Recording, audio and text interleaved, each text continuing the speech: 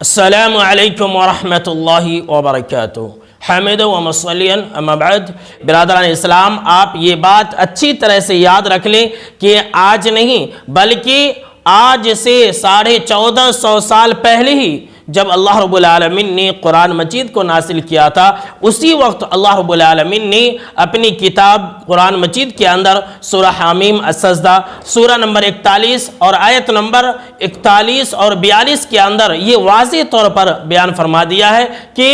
ان الذین کفروا بالذکر لما جاءہم وانہ لکتاب عزیز، یعنی کہ جن لوگوں نے قرآن مجید کے آ جانے کے بعد اس قرآن مجید کے ساتھ کفر کیا ہے، ہم اس کو اچھی طرح سے جانتے ہیں، اور یہ قرآن مجید بہت ہی باوقعت کتاب ہے، بہت ہی عظیم کتاب ہے۔ اسی آیت کے فوراً بعد اللہ رب العالمین نے وسیم رضوی جیسے ناپاک لوگوں کا جواب دے دیا ہے۔ فرمایا اللہ رب العالمین نے لا يأتيه الباطل من بين يديه ولا من خلفه، اور قرآن مجید ایک ایسی کتاب ہے جس کے پاس باطل پھٹک بھی نہیں سکتا ہے، باطل قریب بھی نہیں آ سکتا ہے۔ اللہ رب العالمین نے فرمایا نہ اس کے آگے سے آ سکتا ہے نہ ہی اس کے پیچھے سے آ سکتا ہے۔ تنزیل من حکیم حمید، یہ قرآن مجید انسانوں کا کلام نہیں ہے بلکہ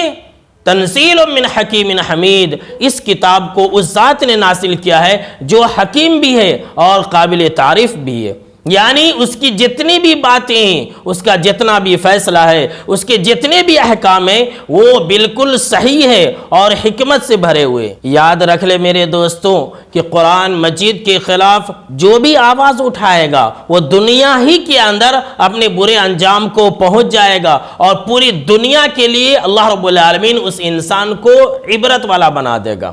اگر آپ کو میری باتوں پر یقین نہ ہو تو آپ صحیح بخاری کتاب المناقب حدیث نمبر 3617 کو اٹھا لیجئے۔ حضرت انس رضی اللہ تعالیٰ عنہ کہتے ہیں کہ آپ صلی اللہ تعالیٰ علیہ وسلم کے زمانے میں ایک عیسائی مسلمان ہو گیا، اور جب مسلمان ہو گیا تو وہ انسان وحی کی کتابت بھی کرنے لگا، اور پھر کچھ دنوں کے بعد مرتد ہو گیا، اور مرتد ہو کر کے یہ کہنا شروع کر دیا کہ دیکھو ما یدری محمد الا ما کتبت لہ،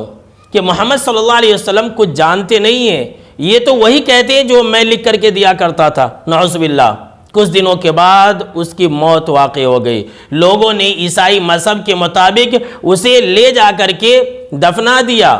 دوسرے دن اس کی لاش زمین کے اوپر پڑی ہوئی تھی۔ عیسائیوں نے یہ سمجھا کہ یہ مسلمانوں کا کام ہے، اس لیے کہ اس آدمی نے مسلمانوں کو بدنام کیا تھا، لہٰذا پھر جا کر کے دوسری مرتبہ پہلے سے کہیں زیادہ گہری قبر کھودی اور اس کو اس کے اندر دفن کر دیا۔ پھر جب دوسرا دن ہوا تو اس انسان کی لاش باہر پڑی ہوئی تھی۔ پھر اب کی مرتبہ عیسائیوں نے یہی کہا کہ ہو نہ ہو یہ مسلمانوں کا کام ہے۔ پھر تیسری مرتبہ ان لوگوں نے پہلے سے کہیں زیادہ جہاں تک ہو سکے، جتنی ہو سکے وہ گہری قبر کھود سکتے تھے اتنی ان لوگوں نے گہری قبر کھودی، اور پھر لے جا کر کے اسے اس کے اندر دفنا دیا۔ جب تیسرا دن صبح کا اجالا ہوا تو اس انسان کی لاش بھی باہر پڑی ہوئی تھی۔ اب لوگوں نے یہ سمجھ لیا کہ یہ انسانوں کا کام نہیں ہے بلکہ اللہ رب العالمین کی طرف سے اس کے اوپر عذاب نازل ہوا۔ دیکھا اور سنا آپ نے کہ جو بھی انسان قرآن مجید کے خلاف آواز اٹھائے گا اللہ رب العالمین اسے دنیا ہی کے اندر ذلیل اور رسوا کر دے گا۔ قرآن مجید کے اندر تا قیامت نہ کوئی اس کے اندر کچھ بڑھا سکتا ہے اور نہ ہی اس کے اندر کچھ کمی کر سکتا۔ یاد رکھ لیں اللہ رب العالمین نے خود اپنی کتاب کی ذمہ لے رکھی ہے کہ تا قیامت اس قرآن مجید کا کوئی کچھ بگاڑ نہیں سکتا ہے۔